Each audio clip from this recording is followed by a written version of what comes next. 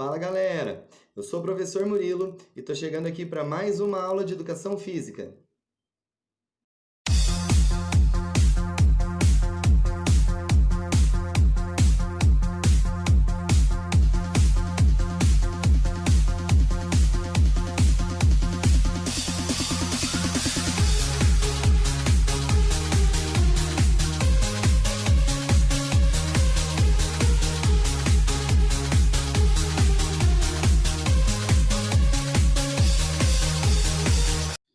Muito bem, galera. Na aula de hoje nós vamos fazer uma revisão então dos conteúdos dessa terceira unidade da apostila de vocês, tá? Onde nós falamos sobre desenvolvimento físico e práticas corporais. Essa revisãozinha então vai ser feita através da hora de estudo da página 17, que eu solicitei para que vocês preenchessem ao final da aula anterior.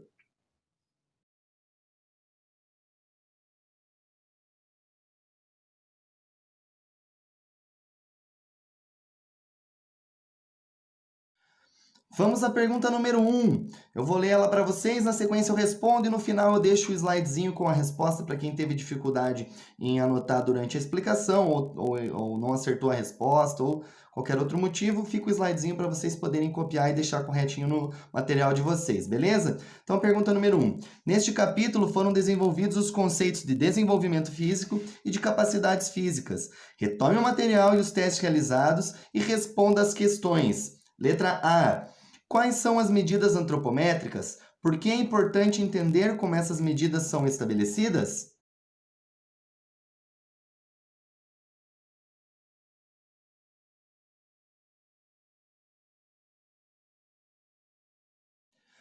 Medidas antropométricas são aquelas que medem dimensões do indivíduo, tá? Elas podem ser da dimensão cronológica ou relacionada a tamanho e comprimento de segmentos do corpo. Então, podem ser idade, massa corporal, altura total, altura só até a cabeça, altura com o braço estendido, comprimento de membros inferiores, comprimento de membros superiores, tá? E tem muitas outras que a gente não estudou, mas basicamente as que a gente estudou foram essas. E a segunda parte, porque é importante entender como essas medidas são estabelecidas.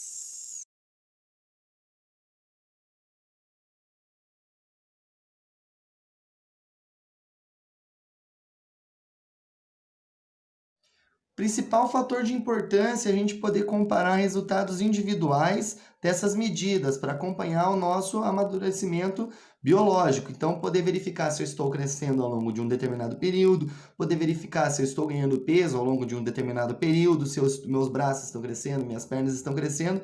Então, verificar se meu corpo está aumentando o seu tamanho, o que é esperado na fase de infância, adolescência, até o início da fase adulta. Tá bom? Também comparar meu resultado com o resultado de outras pessoas da mesma sociedade. Verificar se eu estou num padrão de saúde imposto pela sociedade ou até num padrão de estética imposto pela sociedade.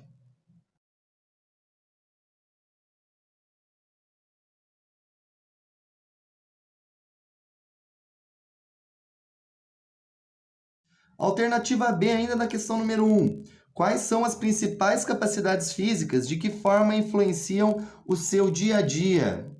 As principais capacidades físicas são força, flexibilidade, resistência e agilidade. Há inúmeras outras capacidades físicas, tá? Muitas outras, porém essas são as principais. E como que elas influenciam o meu dia a dia? Em todas as atividades que eu realizo no meu dia a dia, me deslocar de um lugar para o outro, ou uma situação de tropeçar e evitar que eu caia, eu uso alguma dessas capacidades físicas ou mais do que uma, tá? Então, quanto mais bem treinadas estão essas capacidades físicas, mais o indivíduo vive de uma maneira com qualidade ou de uma maneira saudável, tá? Então, eu não gasto tanta energia para fazer um determinado movimento, ou evito que eu caia, eu evito que eu não consiga fazer um determinado tipo de atividade que eu desejo.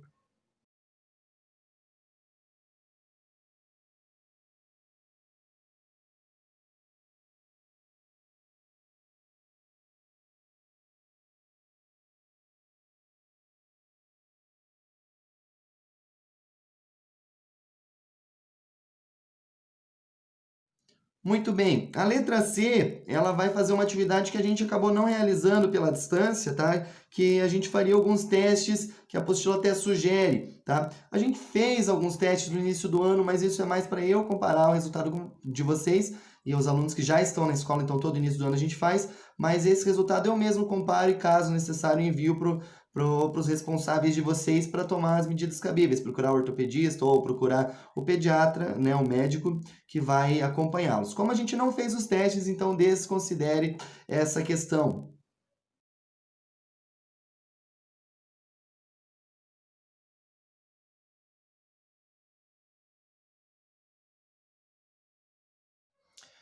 A pergunta número 2. Preencha o quadro com exemplos de atividades realizadas nas aulas de educação física para cada capacidade apresentada. Então tem ali a parte de capacidade física, agilidade, força, resistência, flexibilidade.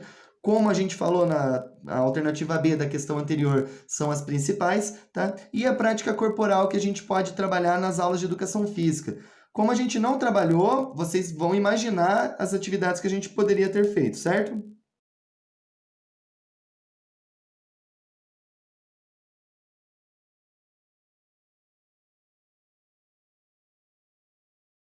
Então, para agilidade, primeiro a gente precisa saber o que é agilidade, né? Agilidade, então, é a capacidade de mudança de direção rápida numa corrida, tá? Então, qualquer atividade, por exemplo, de mãe-pega, os esportes onde você tem posse de bola, como futebol americano, futebol, entre outros, alguns pequenos jogos ainda têm essa necessidade de mudança de direção rápida. Qualquer item que seja com mudança de direção rápida do indivíduo está correto. O segundo, atividades de força. Então, qualquer atividade onde você precise transpor um objeto o mais rápido possível para um lugar, através do lançamento, arremesso, ou um jogo onde você tenha que empurrar o teu adversário ou puxar o teu adversário, são atividades de força. A gente pode fazer na escola muitos jogos de oposição, tá? Que são jogos onde a gente puxa e empurra um colega de equipe ou desloca um colega do outro time, com a finalidade de fazer a ideia da luta, tá? Qualquer outro tipo de jogo que utilize força. O terceiro item é atividades de capacidade física resistência. Que tipo de atividade, então, vai trabalhar a resistência? Aquelas que eu tenho que persistir executando, jogando, praticando por um longo período. Então, atividades de corrida, onde a gente tem que permanecer correndo por um longo período, ou qualquer outra atividade onde a duração seja basicamente o mais importante. O quarto item, movimentos de capacidade física, flexibilidade. Então, vai estar muito presente, por exemplo, na capoeira, nas lutas em geral, na ginástica, tá? Qualquer tipo de ginástica vai usar muita flexibilidade, na dança, e em qualquer outro esporte utiliza-se bastante também a flexibilidade, por exemplo, desviar de uma bola, ou desviar de um colega, tá? Desviar de um adversário. Então, qualquer um que precise utilizar a capacidade elástica do músculo e da articulação.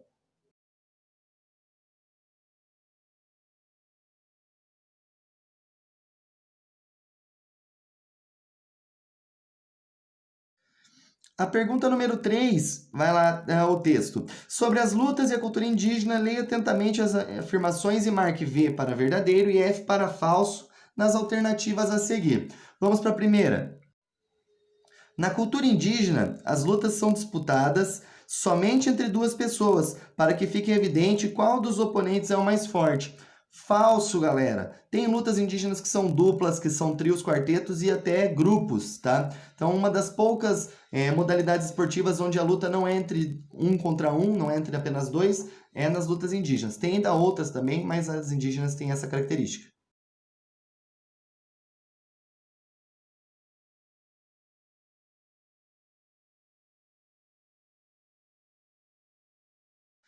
A alternativa B. Além de eventos de demonstração de força, as lutas indígenas são uma forma de manutenção dos rituais e da cultura dos diferentes povos. Verdadeiro, são vários os povos indígenas e cada tipo de luta indígena mantém a cultura viva daquele povo.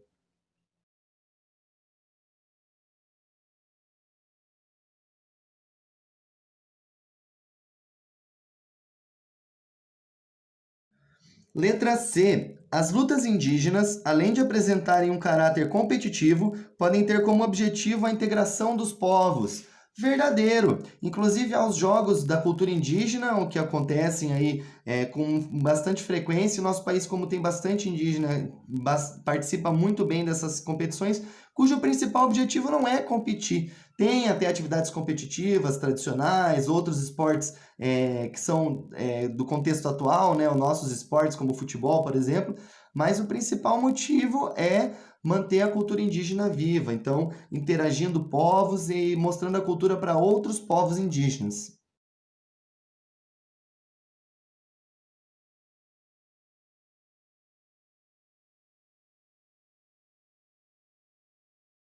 E a alternativa D, o estudo das lutas indígenas facilmente demonstra como não existe uma diversidade de culturas indígenas no Brasil. Exatamente o contrário, então é falso, tá? Existe uma diversidade muito grande de culturas indígenas diferentes aqui no Brasil e a gente tem que tentar conhecer a maior parte da cultura deles.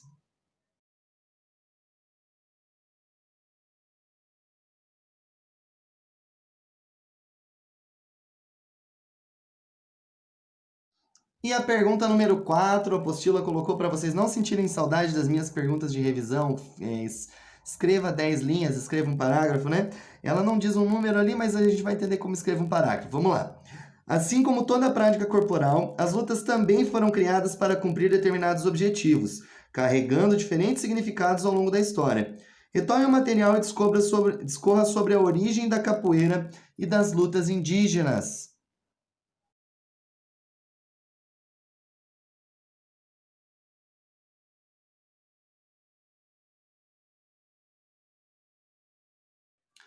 Então é importante falar aqui que a capoeira foi criada com o objetivo da luta dos escravos contra os escravizadores, né, contra as pessoas que tinham o direito sobre os escravos, né, e foi criada de uma forma disfarçada para que ela pudesse ser treinada, senão eles também, os donos, não iam deixar que eles treinassem. Já a luta indígena, ela é a representação cultural de um povo que, através da luta, representa parte da sua cultura. Então ela tem esses dois significados nessas duas setores e é importante colocar isso, né? Se tiver mais coisas, melhor, mais elementos sobre a capoeira, sobre as lutas indígenas, melhor, mas o importante é colocar esses dois pontos dessas duas modalidades. Beleza? Um abraço, galera!